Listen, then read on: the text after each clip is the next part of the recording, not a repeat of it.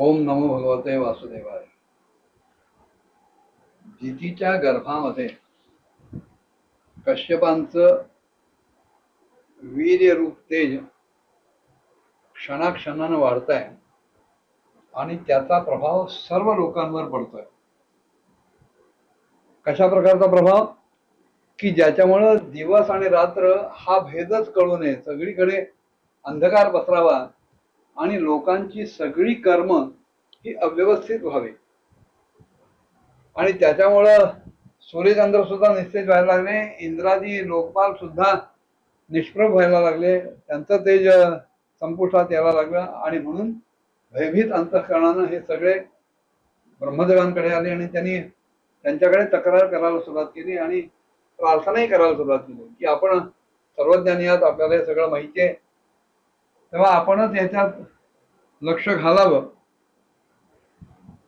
तेव्हा ब्रह्मदेव हसले आणि ते त्यांना सांगायला लागले की बरोबर आहे, हे जे की झालंय त्याची पूर्वकथा आता मी तुम्हाला सांगतो. असं म्हणून त्यांनी एक कथा सांगायला सुरुवात केली की देवतांनो, तुमचे पूर्वज असलेले, तुमच्या आधी जन्माला आलेले आणि माझे मानसपुत्र असलेले सनक, सनंदन, सनातन आणि सनत कुमार हे चारही पुत्र नित्य 5 वर्षाचं आयुष्य असलेले किंवा 5 वर्षाचा देह असलेले असे माझे पुत्र सगळ्या लोकांच्या ठिकाणची असलेली आसक्ती सोडून, तिचा त्याग करून आणि सगळीकडे ते आकाश मार्गाने भ्रमण करत असतात.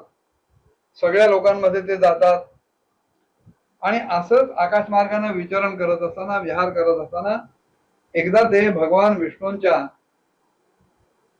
वैकुंठ धामात जाऊन पोहोचले. तो वैकुंठ धाम म्हणजे अत्यंत शुद्ध सत्वमय असा होता आणि ह्या सर्व लोकांच्या शिरोभागी होता, सर्वात श्रेष्ठ होता, सर्वात उंच असा होता. आणि त्याचं वर्णन करायचं म्हटलं तर किती शब्द वापरले तरी ते अपुरेच पडतील. तरी सुद्धा म्हणाले मी तुम्हाला त्याचं वर्णन करतोच, त्याची कल्पना येण्यासाठी. त्या वैकुंठ लोकामध्ये, वैकुंठ धामामध्ये सगळे पुण्यात्मे हे विष्णुरूप होऊनच राहतात. आपल्याकडे ज्या 4 मुक्ती सांगितल्या आहेत, सलोकता, स्वरूपता, समीपता आणि सायुज्य, त्यातले स्वरूपता मुक्तीला पोहोचलेले हे सगळे जीव त्या वैकुंठामध्ये भगवान विष्णूंच्या निवासस्थानी विष्णुरूप होऊनच राहतात. विष्णू नसतात झालेले, पण विष्णूंसारखं रूप घेऊन ते तिथे राहतात. आणि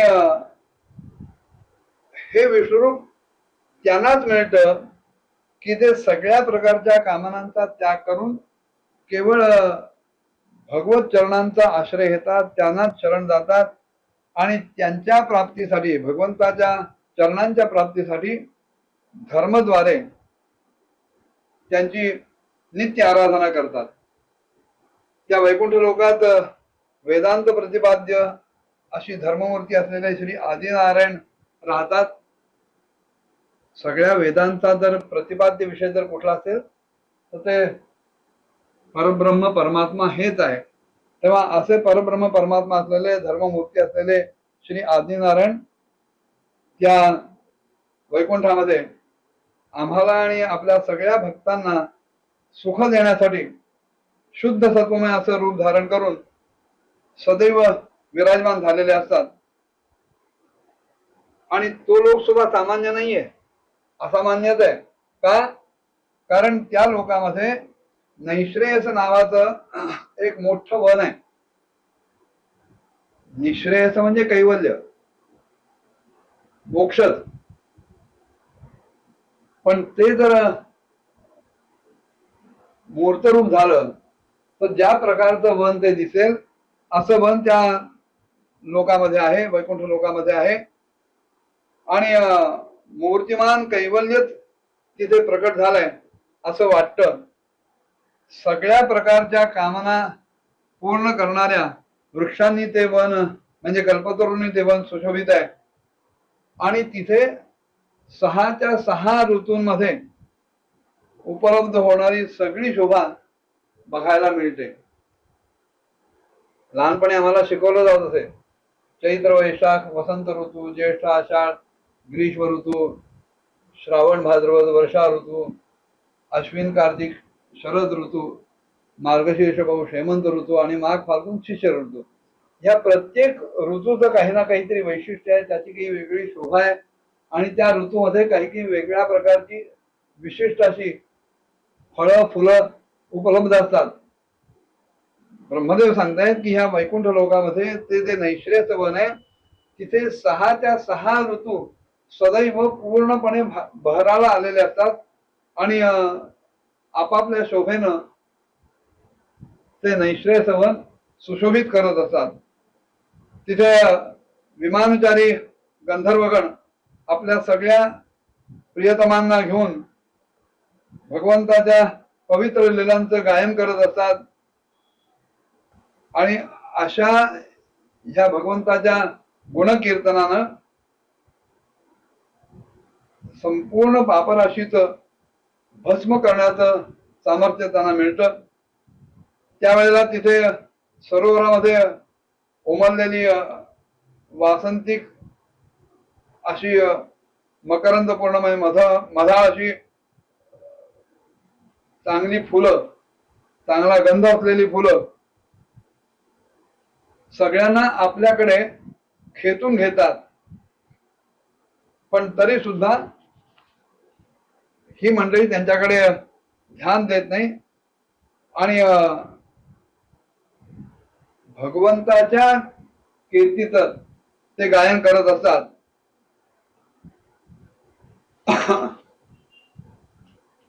तिथे ते मोठमोठाले भोवरे आहेत, भुंगे आहेत.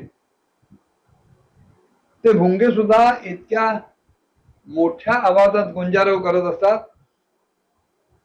की कोणालाही वाटावं की ते सुद्धा हरिकथा गातायत का काय. आणि त्यावेळेला त्यांचं ते गुंजन चालू असताना, गुंजारव चालू असताना बाकीचे सगळे पक्षी, कबूतर, कोकिळ, सारस, चक्रवाक, हंस, पोपट, तित्तीर किंवा मोर सुद्धा आपला संपूर्ण कोलाहल पूर्णतः बंद करतात आणि जणू काही ते सुद्धा त्या भगवंताच्या कीर्ती गायनानं धुंद झालेत का काय असं वाटतं. आणखीनही अनेक प्रकारे वर्णन करता येईल. त्यांनी काय काय वर्णन केलं पुढच्या भागात बघूया. ओम नमो भगवते वासुदेवाय.